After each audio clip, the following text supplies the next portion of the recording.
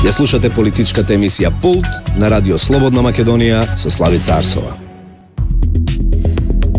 Петок, 3 јуни, добар ден, јас сум Славица Арсова, а вие го слушате политичкиот магазин Пулт на Радио Слободна Македонија. Сценарија за продлабочување на политичката криза, како што е можноста за напуштање на собранието, според засега неофицијални информации подготвува опозицијата. Додека Заев јавно бара избори во октомври, зад зависите се бараат начини да се одржат изборите што подоцна, а СДСМ да влезе во владата што поскоро. Истовремено Груевски и владата најавуваат силен реформски бран. Реформи или избори? Ова ќе биде наша централна тема во Пулт на Радио Слободна Македонија. Денеска разговарам со аналитичарот и професор Александар Даштевски на годишнината од потпишувањето на договорот од Пржино. Останете со нас, почнуваме по музичкиот вовед. Назад сме во Пулт на Радио Слободна Македонија, како што најавив на почетокот, мој гостин соговорник, професорот Александар Даштевски. Добро дојдовте во Радио Слободна Македонија. Добар ден, благодарам за поканата и ги поздравувам слушателите, а нели гледачите на, како што се вика, Радио Слободна Македонија, Радио во боја. Така е. Господина Даштевски, вчера одбележавме една година од подпишувањето на договорот во Пржино. Меѓународните посредници инсистираат на тоа дека договорот е жив. Како е во реалноста според вас? Дали овој договор се уште има некаква сила и влијание? Она што е најзначајно според мене е дека сега после година дена работите станаа многу појасни. И јас сметам дека иако целиот процес го започна СДСМ, затоа што ова беше после објавувањето на бомбите, сметам дека тие воопшто од започнувањето на процесот во Пржино, бидејќи тие ги повикаа станците, затоа што неколку дена пред започнувањето на преговорите во Пржино излезе извештајот на Прибе, за да има некоја основа за разговарање. И сметам дека тој извештај се правил од неколку месеци наназад и на тој начин веќе имаше готови материјали, а некој морал да ги повика тие експерти да работат, значи веќе знаеле дека ќе објавуваат бомби и така натаму, се е тоа подготвено сценарио, како што ја цело време предпоставував, нели, кога давав изјави и овде на емисии и било каде. Затоа сметам дека не беа тие, како што и ако се сеќавате, кога почна разговорите, траја до доцна во ноќта, затоа што опозицијата не прифаќаше избори. Меѓутоа, нели, па Хан се чудеше, Јоханес Хан, комесарот, како може една опозиција во било која држава свет да не прифаќа избори, и тогаш ги убеди да прифатат избори, бидејќи друго решение не ни постои. Нели, самиот збор демократија значи владење на мнозинството. Кој ќе ги освои гласовите без оглед кога ќе бидат избори, што тој ќе владее. Тоа е демократија, а и парламентарната демократија е тоа, давање на гласот на граѓаните, на некоја структура која ќе управува во нивно име. Значи нема друг избор и се знае дека само на тој начин може да се дојде. Сега они веројатно надевајќи се дека тие ќе предизвикаат таков ефект, а не предизвикаа никаков ефект, снимките, дека ќе можат да дојдат на избори без власт, односно на власт без избори, се извинувам, и тоа до некаде и се случи во септември, според договорот во Пржино, односно во октомври, кога беше точниот датум, влегува во владата на Република Македонија. Затоа сметам дека конструктивна улога во целиот процес покажа власта. Тука ја сметам и ДУИ, нели, како дел од власта, како најголема партија на албанците во Република Македонија. Меѓутоа, они има два пати притисоци од странство за да се откажат од изборите. И сега имаме една повторно чиста ситуација, но според мене пред се би кажал дека Пржинскиот договор е се уште жив. Зошто е жив? Затоа што сите услови што беа барани од страна на односно што беа подпишани, бидејќи тоа е договор, а после беше инсистирано на нивно спроведување од страна на меѓународната заедница, се исполнети од страна на власта пред се. И сега они се бунеа кога беше, нели, она распуштање собранието за 24 април. Меѓутоа, тоа беше во законот. Датумот беше во законот ставен и тоа на 3-4 места дека мора да се одржат на 24. Доколку не се распушташе собранието, власта, а тука и ДУИ, нели, ќе беше обвинета дека не го спроведува Пржинскиот договор.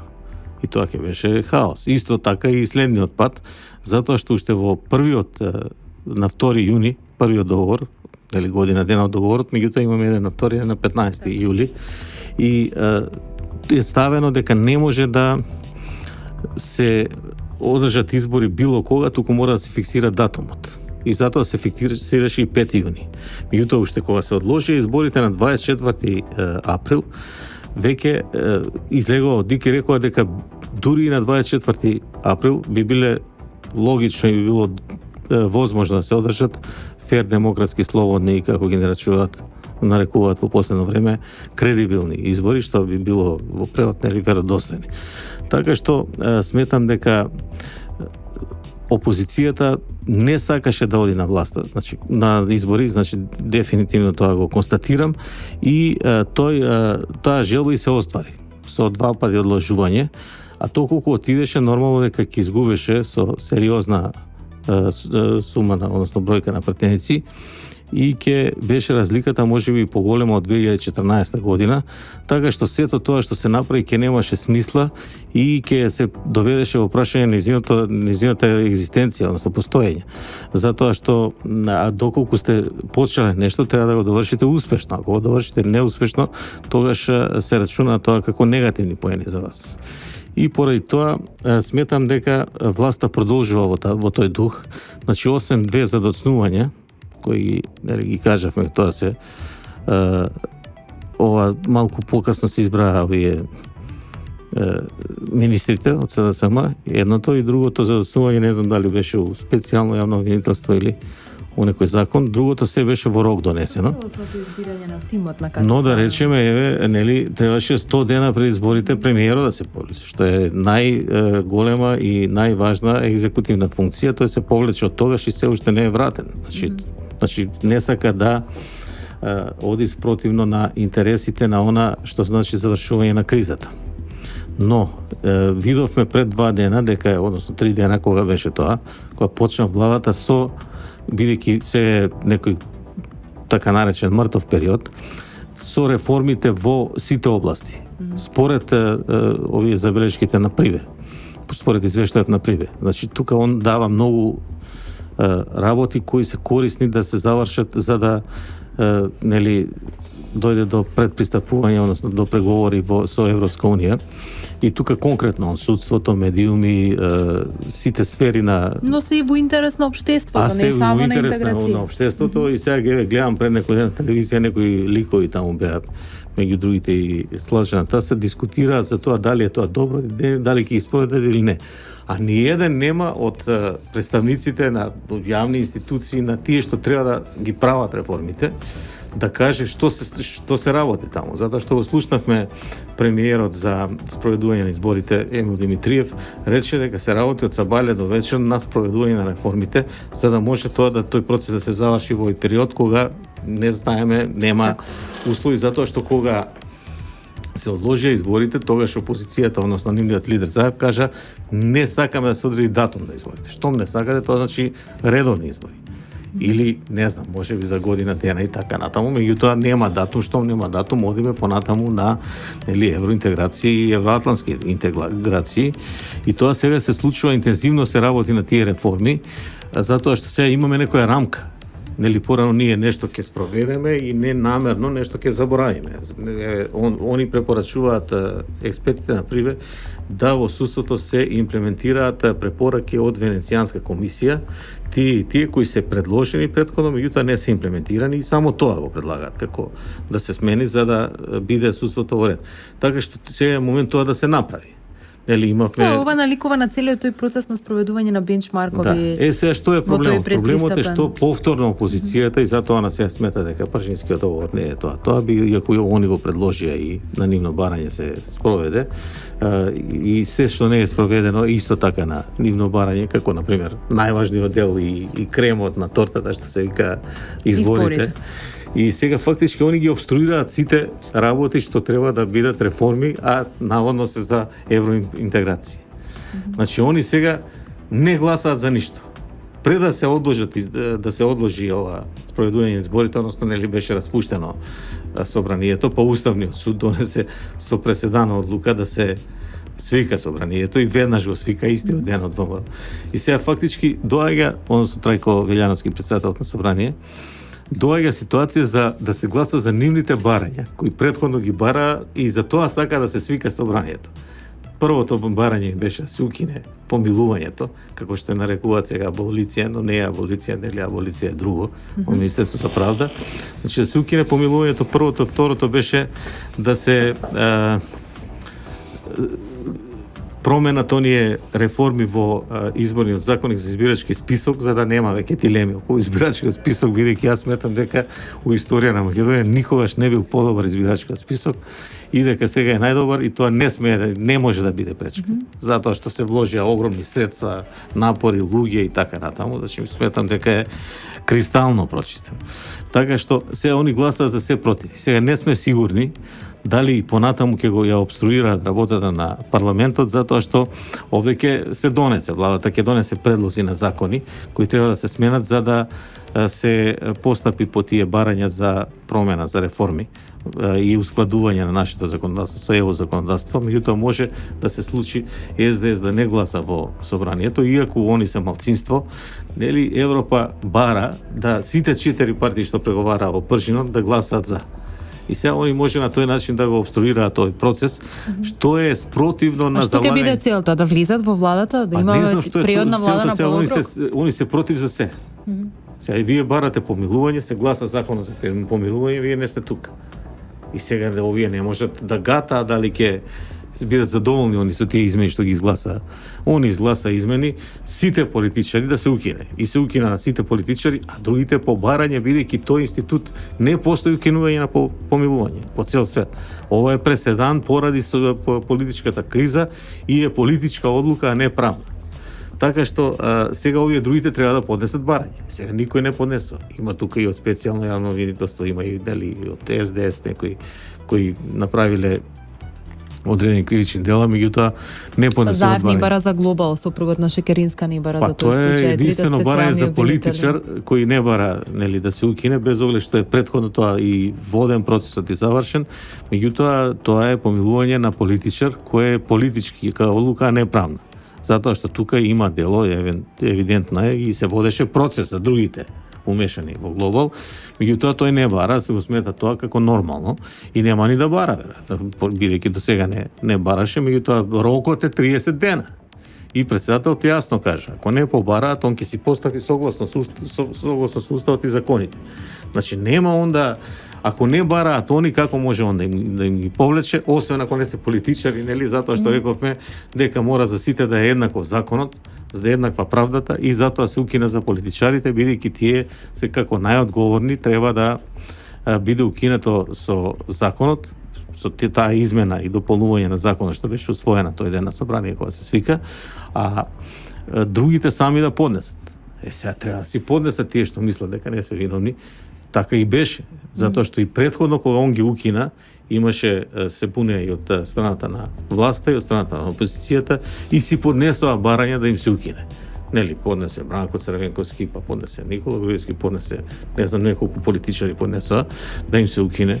Така што сметам дека сега треба да бидат конструктивни, доколку има некои од нивна страна, нека поднесат, веројатно по тој пример и другите ќе поднесат, ќе кажат како се само ние.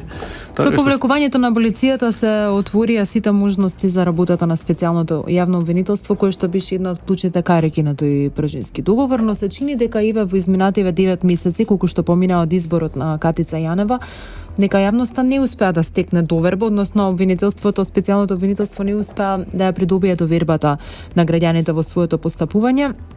Утре во пред почетокот на емисијата имаше и пресконференција во обвинителството каде што тие отворено кажаа дека имаат високи плати од по 3000 евра, дополнителни додатоци, сметаат дека Грчев, иако е политички соперник на Унија за кој што го прави вештачењето во предметот Космос, дека сепак е објективен вештак, има многу работи кои што во изминатиот период излегува во јавноста кои ја подкопуваа довербата.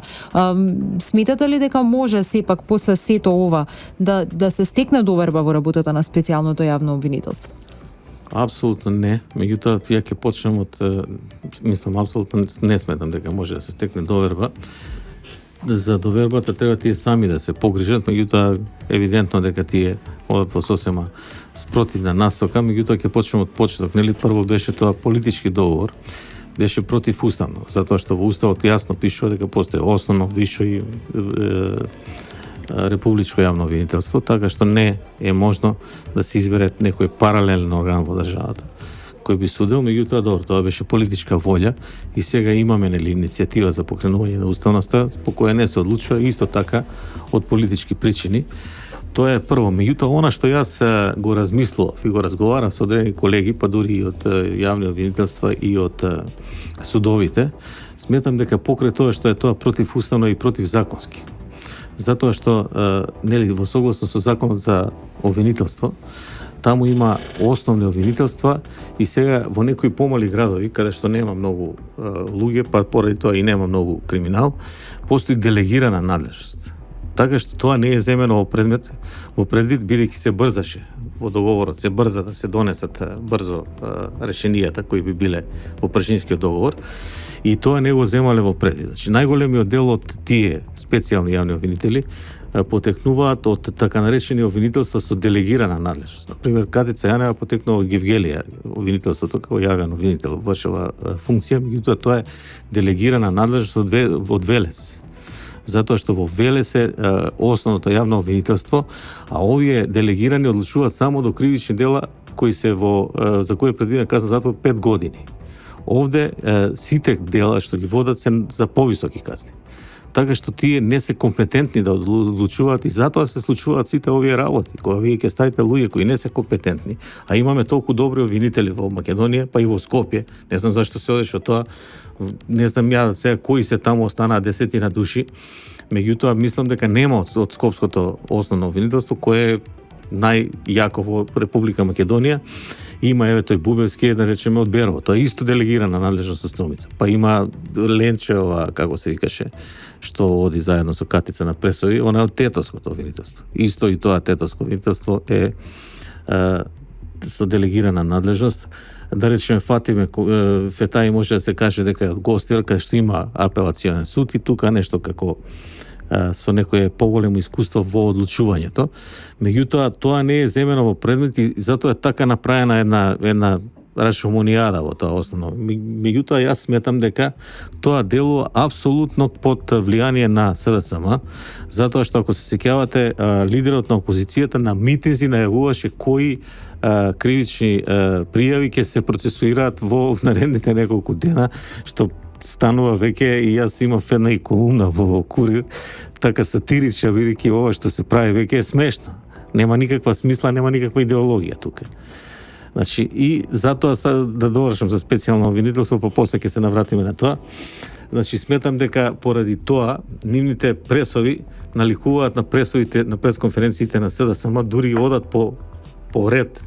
Значи, како беа пресовите на СДСМ, така и они ги покренуваат. И за она беше многу смешно за како се викаше тој случај за Љубе Бошковски, као наводно малтретирање при апсење, а на човекот во ташта му е најден пиштол, најден му е, не знам, палка пластична која е автоматска и така натаму, и пружил отпрел при апсење, па ако е тоа кривично дело, тогаш никој нема во Македонија да биде уапсе. И гледате како облегуваат специјалците кои апсат опасни луѓе и кога луѓето даваат отпор. Тогаш секогаш мерките се нормално поригорозни. Тука нема со фино да апсење. Така што сметам дека, а тоа е се во недостаток на други докази. Во недостаток на докази дека тука нешто он не направил или е спротивно на законот приведен и така натаму. Значи во недостаток на докази. Па дури сметам дека некои пресконференции на СДСМ, бидејќи таму јас како што знам, а мислам дека е точно, бидејќи сум го слушнал од повеќе избори, тие разговори кои се противправно снимени од страна на луѓе кои ги ослободи сега специјалното јавно обвинителство, нели ги ослободи Верушевски, човекот што судија Костовски веќе не е ни во на ослужување на казната и така натаму. Значи, ги селектирале тие незаконски случајни разговори тим на професори од правен факултет. И така ги праќале во Виена, каде што тие се обработувани од службите што ги цитираше неколку пати, нели, Мирка Велиновска, каже кои се служби учествували така натаму, па после се враќани. И вие гледате во тие снимки нема здраво, како се што правиш, нема, туку веднаш преминуваат на работата, така што се извадени сите тие зборови што би можеле да асоцираат на тоа дека тука всушност се работи за приватни разговори. И поради тоа сметам дека јавното обвинителство не може да стекне никаква доверба и затоа народот се разочара. Ние очекувавме, нели, па зар нема ни една снимка, Заев сам призна во емисијата на тоа, како се вика, Слава 24 вести, Вин, рече дека имало многу разговори кои се од страна на опозицијата, дека секој човек знае да се наљути, па да навреди некој од својот тим, па да го повиши тонот и така, ние од тоа ништо не слушнавме. Значи селективно. Од друга страна, ако веќе е тоа изберено за сите граѓани, треба да даде и некои други работи, не само тоа што беше тема на пресконференција. Бидејќи тоа треба да се докажува, веќе едно дело се отфрли, дека не постои тоа. ТНТ ми се чини, веќе донесе судот одлука дека нема докази, дека нема да... Тоа не значи дека многу луѓе ја мешаат таа работа. Тие сметаат дека и специјалното јавно обвинителство е некој инквизицијски орган. Дека тоа сега ќе направи, ќе ги затвори, они ќе им покаже. Не, тука одлучува судот. Значи, дали специјалното обвинителство ќе обезбеди доволно докази, бидејќи едно е видео снимка, каде што се гледа, сега гледавме како овие од Обојана револуција, како го викаат од левица, тоа група на луѓе од неколку души, ги руши просториите на председателот, како ги крши прозорците, ги крши столиците, ги мебелот, дури ја запали просторијата. Значи, тоа нема дилема тука дека постои дело и дека, меѓутоа, аудио снимка е нешто друго. Значи, мора да постојат и други докази. Секој обвинителство своите аргументи во постапка во која има еднакви права и со одбраната, мора да ги аргументира пред судот. Така што вие следите веројатно на пресој што се случува. Јас како што слушам, до сега барем, значи ниеден на кривична пријава не е поднесена врз основа на прислушкуваните материјали. А основната функција на специјалното јавно обвинителство, и така пишува во договорот од првжина, е да ги заврши предметите по однос на прислушкуваните материјали. Тие викаат ова сега не се заснова на прислушкуваните материјали. Ја не викам дека они не смеат други дела да прават, да покренуваат други постапки, меѓутоа треба да пред се нивната... Они не смеат да покренуваат други постапки, затоа што законот е јасен дека може да... се поврзани со овие, со прислушкувани. Доколку се поврзани, они сега ги бараат сите сега, така, за да си дадат до значење. И дури ги земаат до голем дел, овие се ослободени веќе од пуч, што нема врска со прислушкувани. Тие се всушност, тие свиркачи, а не оние што се прислушкувани. Така што, они сметам дека ниедно дело до сега не покренува што се однесува до прислушкуваните материјали, овие, да речеме ова тортурата, што го апселе ова. Тоа нема врска со прислушкувани разговори. Прислушкуваните разговори за друго беа, кај што збори, нели, уредникот на Сител со директорот на ДБК и се повеќе као се шалат помеѓу себе, пријателски, и тоа нема никаде прислушкувано како е апсен, например. Така.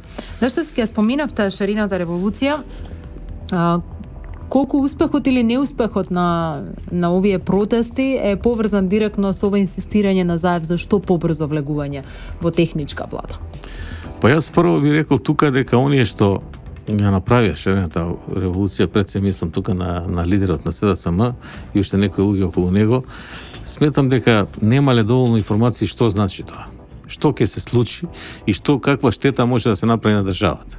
Значи тука во шарената револуција дефинитивно, значи да споредиме едно 10 шарени револуции, ако сакате, Грузија, Украина, не знам, Арапска пролет и други држави, Киргистан и така натаму, секаде доаѓа до дестабилизација, најмалку дестабилизација на државата, што значи тешка економска криза поради тоа, и доаѓа евентуално до граѓанска војна со несогледиви последици.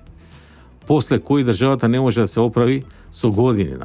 Земете ја Украина како класичен пример, бидејќи таму имаше две. Првата е Портокалова, па после тоа повторно се случи војна револуција. И сега да кажеме втората почна 2014 година. 2014 година, а во Македонија да кажеме почна во јануари 2015. Тоа не е некоја разлика. Во меѓувреме во Украина имаме околу 2000 жртви, не знам, 20 полицајци со снајпер беа ликвидирани. Имаме десетици илјади жртви на југоистокот на земјата, во Донбас, значи граѓанска војна почна, меѓу себе се убива. Имаме нели запалија 200-300 луѓе во Одеса и така натаму. Гледате какви се тоа немили настани и што значи граѓанската војна. Јас затоа си приклучив кога ме повикаа од граѓанското движење за одбрана на Македонија за да се објаснат некои работи, бидејќи токму во тој период, после првата вечер, каде што се уништуваше приватен имот, таму на Борис Демјанов или не знам Чифе, значи, се кршеа прозорци, столици, маси, она се евидентно истурање на фрустрациите и на хулиганството, и поради тоа и се собрало граѓанско движење, затоа што смета дека ваков начин на протестирање не е во ред, затоа што ако протестираат, нека протестираат на мирен начин, како сите граѓани. И тоа движење покажа како се прават собири на граѓани. Тоа не беа ни протести, затоа што се обидуваат од ова протестирам, што не е ни здружение, нели, затоа што не е никаде регистрирано.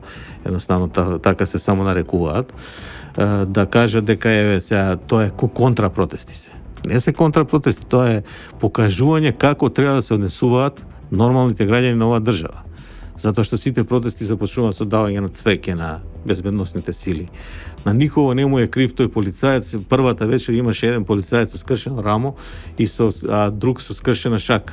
Од тоа што ги гаѓа со бигатони, а намерата беше евентуално да ги повредат тешко. Се предизвикаат и некои поголеми инциденти. Поголеми инциденти сада дојде до дестабилизација, бидејќи нели додека не се случи ова со Уставниот суд, единствена можност за повторно свикување на собранието беше нели да има вонредна или воена состојба. И целта беше да се предизвика вонредна состојба, затоа што оние слики со канцеларијата на претседателот го обиколија цел свет. Че мене ми се јавува пријатели, роднини од странство, што се случува, затоа што ги гледат само тие слики. Не сваќаат дека се работи за група од неколку илјади граѓани, кои се платени за тоа што го прават и сакаат да предизвикаат театар. Има ли независни граѓани помеѓу нив или оние снимки од Заев како фрла боја, запленувањето на комбето на СДСМ полно со боја веќе ги одвратија оние независни од одење на протест? Рековме дека, значи знаеме сега дека е бојна револуција и дека тоа веќе работите ги прави да се јасни. Сега, тука ја по ова што видов сега и нели прочитав пред 2-3 дена на еден портал дека одреден протестант преку адвокатска канцеларија има која е точно, тоа се, не знам, машко и женско, не знам дали се сопружници или заедно работат, и тужи дека не му исплатиле дневници. И тоа го заснова на докази, сериозни докази. Значи има потврди претходно кога одел на протести му исплаќале, па има сведоци дека после другите денови не му исплаќале, околу 40 дена и тоа по 20 евра он тврди дека требале да плаќаат. Тоа е таа група на луѓе која тука има многу, мене ми е жал ако не им плаќаат на тие, има наркозависници и има сиромашни граѓани кои одат таму, протестираат и земаат некој денар. Тоа е добро да им се даде на тие луѓе да можат подобро да живеат. Сега има една група која всушност тие се лидери всушност на целата состојба, па можеби имаат и посилно влијание од СДСМ, бидејќи СДСМ без подршка од невладини, што во цел свет прават граѓанско општество, овде политички настапуваат, е по-слаб во моментот. Без нивна подршка тој не може да извади на улица ни 200 луѓе.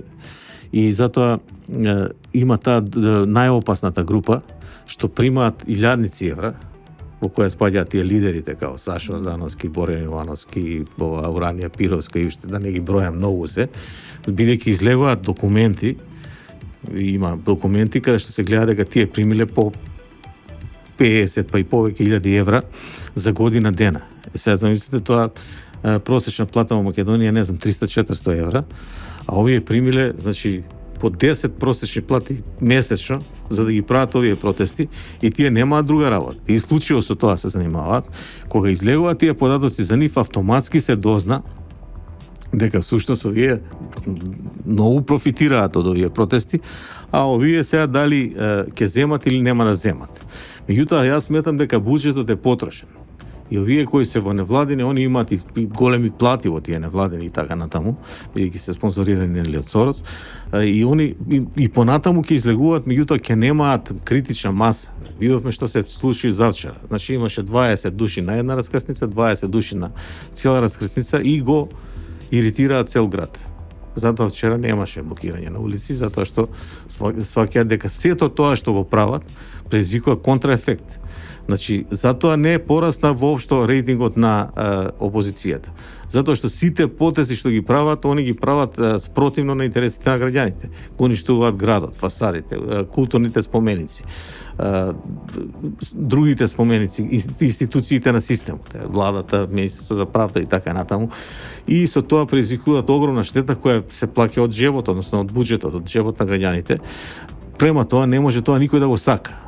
Тоа е едно, а друго, учеството на овие ФУЕРЕ и таа Филипини што беа амбасадори, тоа е доказ дека покажување на немоќ, бидејќи тие биле амбасадори. Тие и самите се деградираат со тие постапки, а посебно граѓаните, бидејќи знаат дека се случува војна, кои ќе ги видат, нив уште повеќе се иритираат.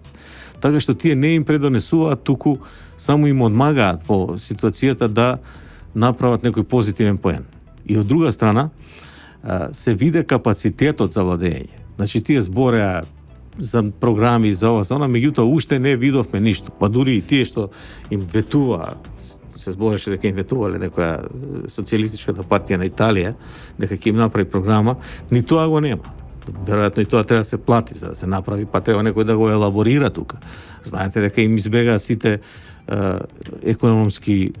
економисти од партијата, така да кажам. Дали овој Игор Ивановски, Шема и тие што беа Узунов и една елита Јовановски и така натаму. Има они економисти добри, меѓутоа видоа дека таа политика што ја води партијата не е добра и се повлекуваат тие економисти, така што немаат програма и тука е капацитетот за управување со државата. Значи, граѓаните гледаат, слушаат бомби, ја гледаат целата ситуација, меѓутоа они проценуваат јас кај ќе работам, што ќе работам и што ќе се случува со државата доколку дојде опозицијата на власт. Бидејќи ова што го прават е анархија.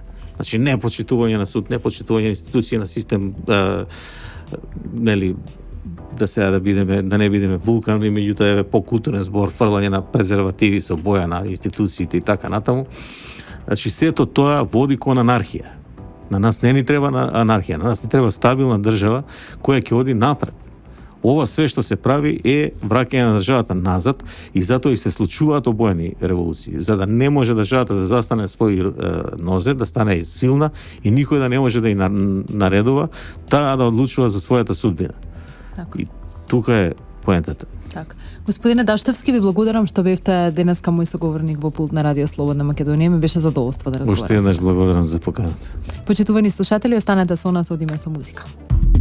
Почитувани слушатели, ви благодарам што бевте на брановите на Радио Слободна Македонија. Овде го завршувам ова издание на пулт на ова радио. Останете во добро здравје, добро расположение и овој ден и овој викенд останете и на брановите на Радио Слободна Македонија. Јас сум Славе Царсова, уредник и водител на политичкиот магазин Пулт во продукција на Трговското радиодифузно друштво Радио Слободна Македонија. Пријатно. Интервјуа, анализи, жешки теми. Политички магазин Пулт на Радио Слободна Македонија со Славица Арсова.